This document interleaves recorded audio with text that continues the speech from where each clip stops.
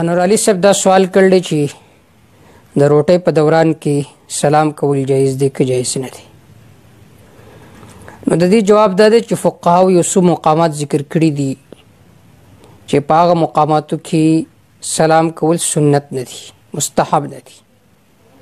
په هغه مقاماتو کې یو مقام د روټۍ هم دی چې یو سړی په روټۍ باندې ناسي، په دې وخت کې په د باندې سلام کول مناسب نه دي،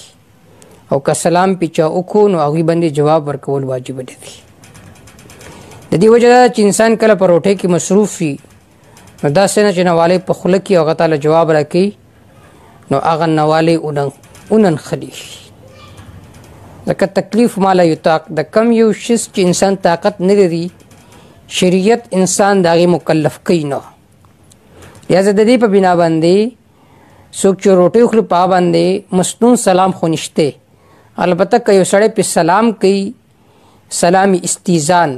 استیزان مطلب دا دی چې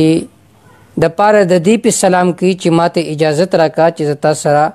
روټۍ کې شریک شمه، نو بیا په دې معنی باندې هغه په هغه روټۍ خوړونکي باندې سلام کولی شي